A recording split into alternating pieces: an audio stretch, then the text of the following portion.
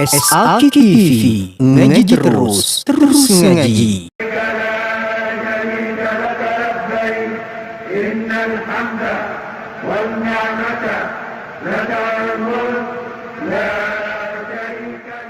Ada sebuah kisah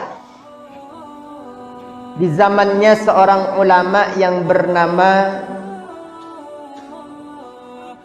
Al-Imam Abdullah ibnul Mubarak. Di tahun itu beliau melaksanakan ibadah haji seperti halnya saudara-saudara kita saat ini melaksanakan ibadah haji. Kemudian setelah melaksanakan rangkaian ibadah haji itu, beliau sedang beribadah di pelataran Masjidil Haram. Setelah melaksanakan tawaf, kemudian sholat, beliau tertidur di depan Ka'bah, di depan Baitullah. Dan di dalam tidurnya itu beliau bermimpi. Apa mimpinya? Dalam mimpinya itu turunlah malaikat. Kemudian malaikat ini bertanya kepada temannya sesama malaikat, tahun ini ada berapa orang yang pergi haji? Ada 600.000 orang yang berangkat haji. Kemudian malaikat satunya bertanya lagi, berapa orang yang diterima hajinya? Satu pun dari 600.000 orang itu tidak ada yang diterima oleh Allah Subhanahu wa ta'ala. Na'udzubillah. Akan tetapi barokah satu orang, yang mana orang tersebut tidak jadi berangkat haji, Allah Subhanahu wa ta'ala meridhai orang itu, dan barokah orang itu semua jamaah haji saat ini diterima hajinya oleh Allah Subhanahu wa ta'ala. Jadi diterimanya lantaran ada seorang yang tidak jadi berangkat haji ke Baitullah. Di mana orang itu? Dia tinggal di kota Damaskus, Syria. Dia seorang tukang sol sepatu. Berarti kalau tukang sol sepatu dari orang yang kehidupannya kira-kira di bawah garis kemiskinan. Maka siapa namanya? Jawab lagi malaikat satunya, namanya adalah Asy-Syaikh Muwaffaq. Ketika menjawab nama itu, terbangunlah Abdullah ibnul Mubarak tadi, Pak. Dan saking kagetnya karena beliau itu termasuk orang yang melakukan haji, menunaikan ibadah haji di tahun itu. Kaget. Maka penasaran Al-Imam Abdullah ibnul Mubarak ini, beliau penasaran kepada orang yang bernama Syekh Muwaffaq. Langsung dia keluar dari Masjidil Haram, dia pulang menuju kota Damaskus. Akhirnya dengan izin Allah Subhanahu wa ta'ala ketemulah yang namanya Syekh Muwaffaq ini. Ketika ketemu dengan Syekh Muwaffaq ini, dia menceritakan perihal mimpinya itu. Dia bertanya kepada Syekh Muwaffaq, wahai Syekh, apa gerangan yang engkau lakukan sehingga begitu mulia kedudukanmu di sisi Allah? 600.000 jamaah haji itu tidak ada yang diterima hajinya, tetapi lantaran sebab engkau ternyata kemudian Allah ridho dan diterimalah semua amal ibadah 600.000 orang yang melakukan haji bersamaku. Apa gerangan amalan yang engkau lakukan wahai Syekh? Maka kemudian Syekh ini berkata kepada Abdullah ibnul Mubarak, saya ini tak punya amalan apa-apa wahai Tuan Imam. Cuma yang saya ingat, saya itu beberapa bulan menjelang dilaksanakannya ibadah haji, saya itu mendapatkan rezeki. Ada orang ngesol sepatu, biasanya dibayarnya kalau uang kita 10-20 ribu, ternyata oleh Allah Subhanahu wa ta'ala seperti halnya dituang rezekinya.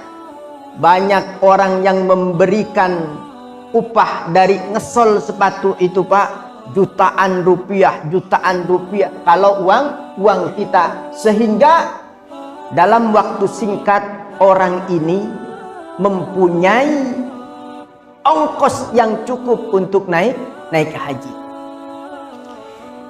Maka kemudian aku itu ingin bergegas mendaftarkan diri untuk naik haji.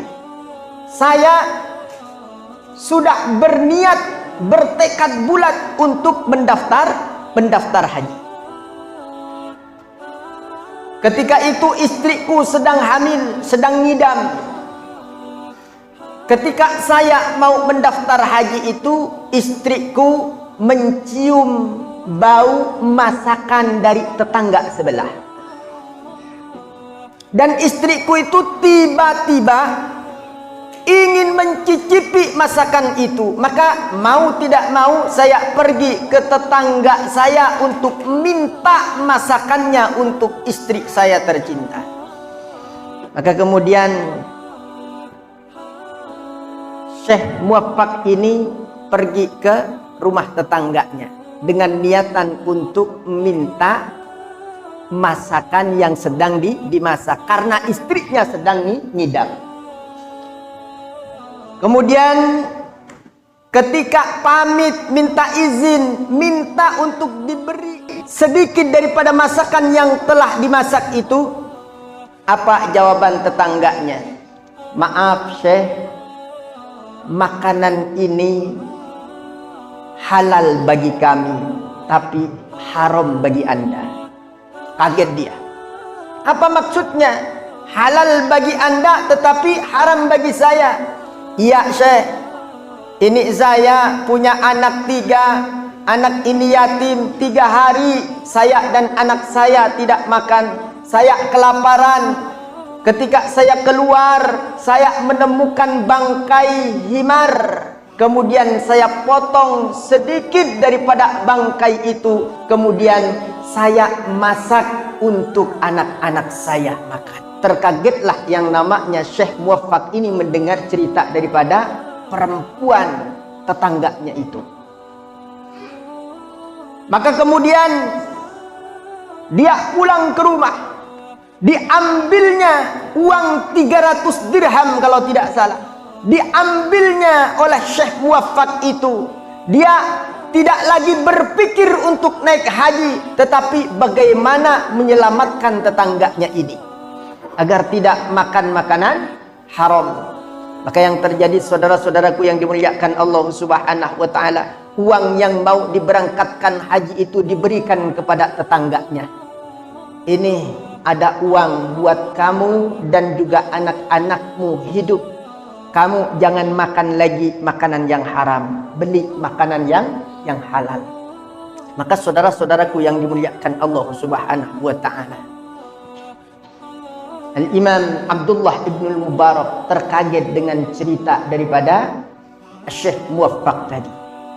Dia berterima kasih, terima kasih, berkat daripada amalmu ini saya dan 600.000 orang yang berangkat haji pada tahun ini, semua hajinya diterima oleh Allah Subhanahu wa ta'ala. Maka saudara-saudaraku yang dimuliakan Allah Subhanahu wa ta'ala, Islam mengajarkan kepada kita ini bukan hanya soleh secara ritual, akan tetapi ada kesalihan yang lebih penting lagi, yakni soleh secara sosial. Ada hablum minallah, ada hablum minan nas. Ketika keduanya ini dijaga, insya Allah dimanapun kita berada, kita dimuliakan oleh Allah Subhanahu wa ta'ala. Akan tetapi ketika keduanya ini tidak kita jaga, maka kita akan dihinakan oleh Allah Subhanahu wa ta'ala. Allah berfirman, duribat alaihimud dhillah aynama suqifu illa bihablim minallah wa hablim minan nas. Pasti mereka itu ditimpa yang namanya kehinaan. Duribat alaihimud dhillah aynama suqifu, dimanapun kita tinggal, dimanapun kita berada, terkecuali kita menjaga dua hal. Apa yang pertama? Hablum minallah. Kemudian yang kedua adalah hablum minan nas. Dua-duanya harus kita jaga. Tidak cukup hablum minallah saja, tetapi ada yang lebih penting lagi, yakni hablum minan nas. Maka Rasul pernah bersabda apa kata Rasulullah? Ma'amana bi, tidaklah beriman kepadaku, man bata syab'anah, orang yang tidur dalam keadaan lelap, wajaruhu, sementara tetangganya ja'iun ala jambih wa huwa ya'lamu bih, sementara tetangganya tak bisa tidur karena kelaparan dan ia tahu akan hal itu, tetapi tidak mempunyai kepedulian. Pesan daripada ibadah haji itu bukan hanya kita harus soleh secara ritual, akan tetapi kita juga harus soleh secara sosial.